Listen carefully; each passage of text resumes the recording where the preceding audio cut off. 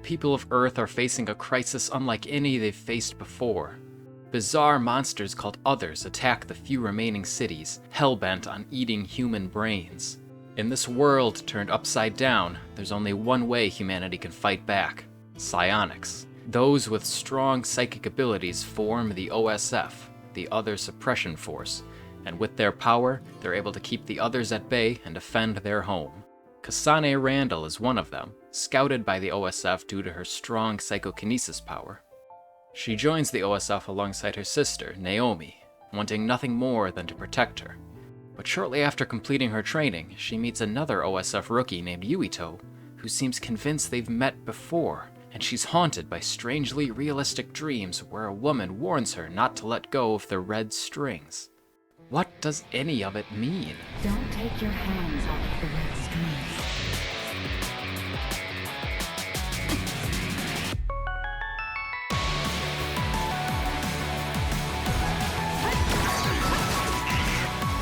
What is that? It's up to you. Kasane, what's wrong? I will kill him.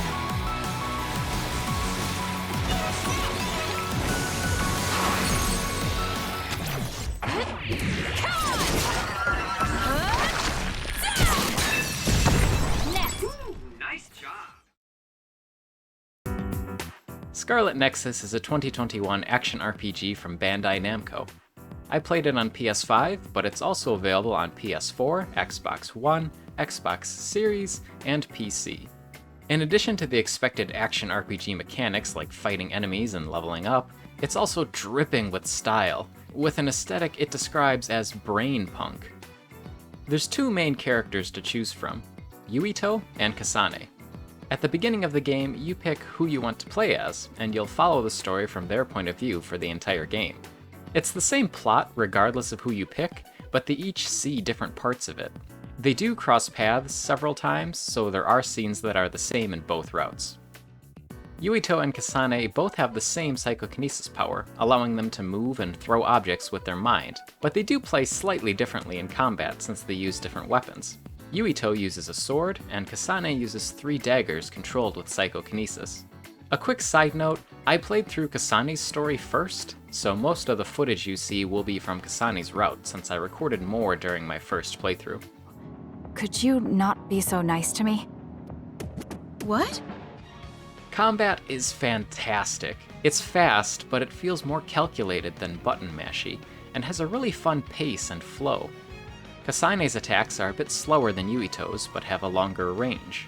Attacking with a combo and then winding up a psi attack at the right time so that when you throw the object at the enemy, you're ready to launch into another follow-up attack right away. Landing those combos just feels great. You can't just spam psi attacks from a distance either, since using them drains your psi meter, and you need to land weapon attacks to replenish it. Once you level up enough and buy the perks to fully upgrade your psi meter, you will have enough psi to throw several objects at enemies in a row before you need to use melee attacks. Using that later in the game to run around enemies and avoid their attacks while pelting them with cars and other objects using telekinesis was awesome. Focus. Alright. While you can have up to 2 party members on the field fighting alongside you, you only control your main character, either Kasane or Yuito depending on who you chose at the beginning. But you're not limited to only using their psychokinesis power, thanks to SAS. The SAS system allows you to borrow your teammates' abilities for a limited time. This isn't limited to just the 2 teammates on the battlefield either. You can borrow the powers of anyone in your party. Borrowing their abilities drains the SAS gauge for that character over time. It only recharges when you're not using it, so you can't just borrow their abilities all the time. Using the right SAS powers against the right enemies is crucial to taking them down efficiently. Breaking through enemy armor is much easier when borrowing Kyoka's duplication ability, and defeating enemies that retreat into their shell is nearly impossible without using Kagero's invisibility or Arashi's hypervelocity. Everyone's power has its own particular strengths, and switching between them as needed during battle feels great. You can also borrow multiple powers at once if you buy the right perks. You're a genius.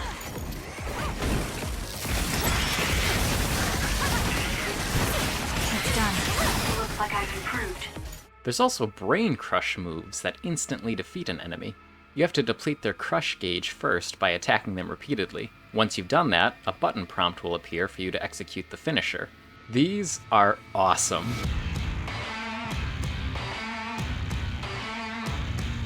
The animations are stylish and cinematic, and I never got tired of seeing them. You can turn them off in the settings if you get sick of them, though. Stay down! Another cool combat thing, there are sometimes special objects you can interact with during battle using psychokinesis. Some of these are barrels of water or oil you can use to douse enemies and make them more susceptible to electricity or fire, but usually they're just another way to deal decent amounts of damage. There's one area with buses you can use, and your character jumps on top and steers the bus using psychokinesis, allowing you to run over a bunch of others. It's fantastic. I loved this part in both of my playthroughs. Good job taking the initiative. Some of the bosses are quite challenging. When I was playing on normal for my first playthrough, there were many bosses where I wouldn't have survived if I hadn't been so well stocked on healing items. I got a game over on at least one boss. You can adjust the difficulty at any time between easy, normal, and hard, but the challenge is there for those who want it. I appreciated the balance of normal difficulty. It wasn't too hard outside of boss battles most of the time, but it was nice to run into a boss that kept me on my toes every now and then. For my second playthrough, I played using New Game Plus and carried over my levels and equipment, so I turned the difficulty up to hard to somewhat balance things out a bit. I was able to steamroll through most enemies for a lot of the game, but some encounters and bosses were still a bit challenging by the middle of the game, even with my party already at the level they would be at the end of a playthrough. What? Tsugumi, you've got the hots for Yuito? What about me? Shut up. Between chapters, Standby phase lets you hang out at the hideout or go back through previous levels to fight enemies and complete side quests. I really only used this phase to spend time with my teammates, though. This is kind of like the social link system from the Persona series. You can give your teammates gifts to raise their affinity with you, and there's scenes called Bond episodes as you level up your bond with them. Leveling up your bond unlocks new abilities and actions when using SAS with that character. They decorate the hideout with the gifts you give them too, and sometimes you'll see them using a gift you gave them previously. That was a really nice detail. It was always fun to see them randomly using something I gave them a few chapters ago.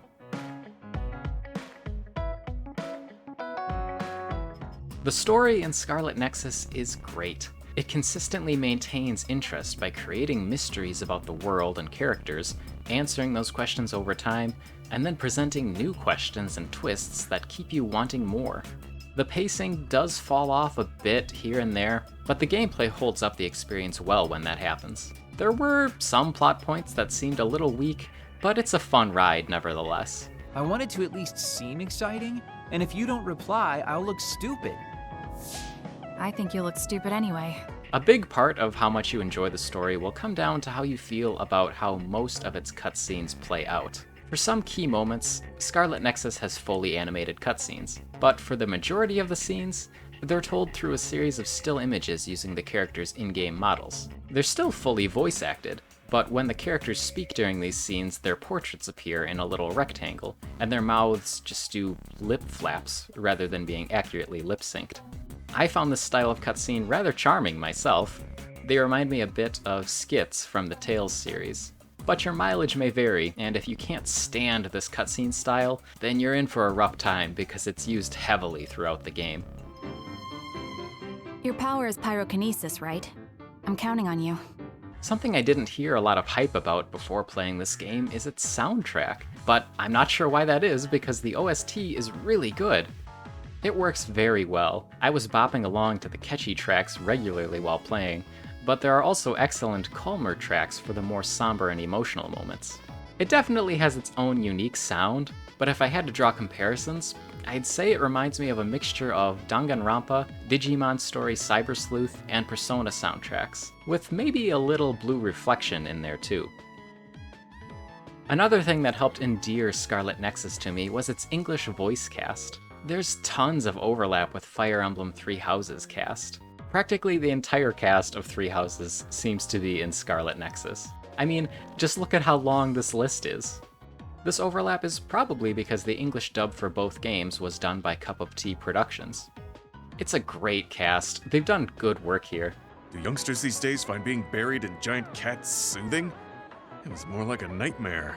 If you're planning on trying Scarlet Nexus for yourself, I recommend playing through Kasane's story first, like I did. With Kasane's story, I feel like you get more important information on the big picture than you do with Yuito's story. Either way, if you're into anime action RPGs, then I definitely recommend checking this game out. I really enjoyed my time with it. My first playthrough as Kasane was great, but I'm surprised at how much I enjoyed my second playthrough as Yuito as well. I didn't have a very high opinion of Yuito from playing Kasane's story, but he really grew on me over the course of his story. I still like Kasane and her story more though. My final time after completing Kasane's story was 26 hours, 26 minutes, and my final time after completing both Kasane's and Yuito's stories was 46 hours, 50 minutes. Alright, thanks for watching. Let me know what you've been playing in the comments down below, and I'll see you in the next video.